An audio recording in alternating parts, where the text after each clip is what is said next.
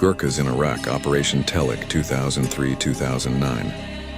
How the quiet warriors maintained peace in a noisy war. It's 2003.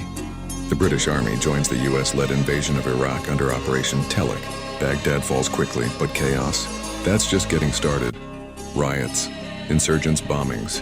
Cities like Basra were boiling pots. Peacekeeping turned into survival. And in the middle of all this, a small elite group was deployed. The Gurkhas. The mission, precision without glory. While the headlines were filled with American operations and firefights, the Gurkhas had a different job. They weren't the face of the war, they were the spine. Operating under British command, they guarded supply routes, key locations, and personnel. They were often assigned to the most sensitive zones where things could go wrong, fast. But here's the thing about Gurkhas. They don't panic. They don't complain, they just execute. No drama, no ego. Gurkha tactics in Iraq.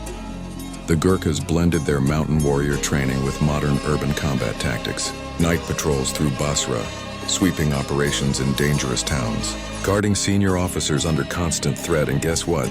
In over 6 years of deployment, they didn't lose a single man to cowardice or desertion. Zero. When convoys were ambushed, they formed the last line of defense.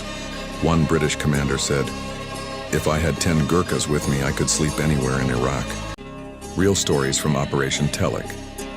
Let me tell you a real story.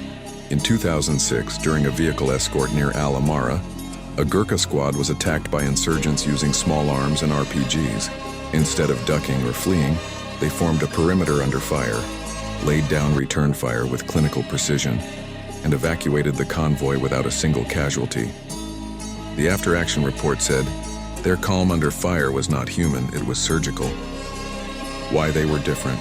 So what makes Gurkhas so damn effective in modern warfare? It's not just training, it's mentality. These men grow up in the Himalayas. They carry 50-kilo loads as kids. They train for years just to try and get into the Gurkhas. Once they do, they fight for something deeper. Honor, brotherhood, reputation. And in Iraq, surrounded by chaos, they became a symbol of stability. Even locals, yes, Iraqis, grew to respect the Gurkhas for their discipline. They weren't aggressive, they weren't disrespectful, but they were always ready to act. Awards and recognition. Over the years, many Gurkha soldiers from Operation Telic were awarded commendations, but you won't see their faces on news. They don't seek attention, they just serve. One sergeant said, "We're not here to be heroes. We're here to do what's right." That's Gurkha code, the legacy of Iraq. By the end of their service in Iraq, the Gurkhas had left a mark. No flashy victories, no viral clips. But ask anyone who served beside them, they'll tell you, the Gurkhas kept the peace when no one else could. In a war full of noise, the Gurkhas were the silence you could trust. They didn't shout, they didn't run. They walked into fire like it was just another mountain to climb.